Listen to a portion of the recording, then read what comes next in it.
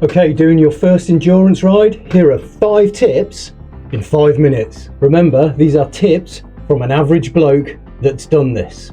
Okay, the first one we'll start with is mindset. Always the most toughest and demanding challenge to overcome.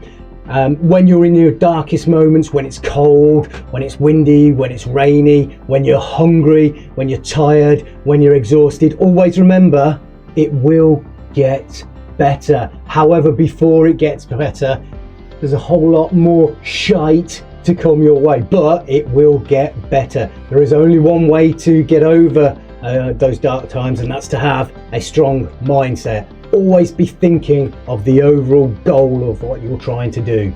Okay, tip number 2, and that's your bike setup. It's got to be right for you and for your body. So I'm talking about the cockpit setup, the height adjustment of your saddle, even the angle of your clipless pedals. If you're using them, they have to be absolutely spot on for you, otherwise you will incur pain, injury, and you won't be getting the most efficient power out of your legs to your bike. There are many videos on YouTube on how to do a bike setup, but it is imperative your bike is set up correctly for you. Number 3, training. Probably the hardest. Who knows? It depends on your fitness levels. You will only know the amount of training that you need to do. However, I highly recommend that you mix your training up. Do a combination series of training exercises and routines, such as walking, swimming if you've got baths near you, and of course cycling. When you do your cycling, start on smaller legs first, again depending on your existing fitness levels, and then build that up to 30, 40, maybe 50 miles on a session. Try to do regular twice weekly sessions, not necessarily of 50, 60 miles, but maybe 20, 30 miles. It's all about time in the saddle, getting used to that saddle and getting that stamina in your lungs there in readiness for the event. Okay, tip number 4, and that's planning. The 5 P's. Planning prevents piss poor performance. It does.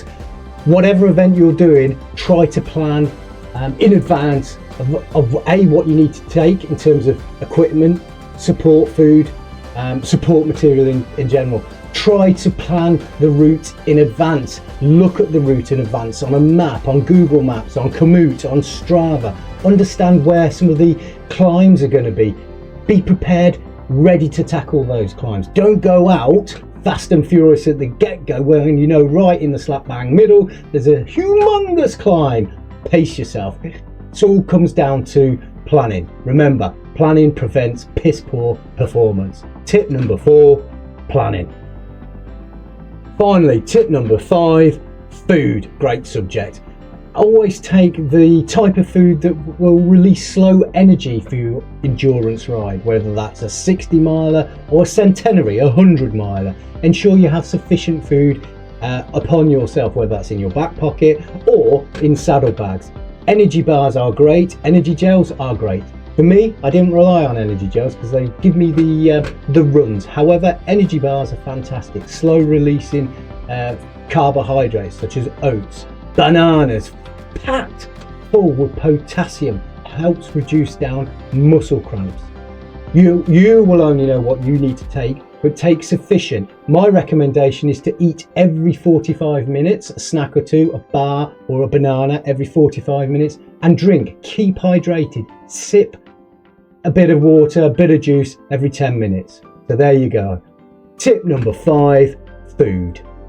I hope that this video has proven very useful and informative to you. If it has, do me a big favour, like and subscribe, and please do feel free to leave a comment in the comments section below. I wish you all the very best and good luck in your endurance event, and whenever you do it, take care, do it safely, and I look forward to seeing you again back on this channel.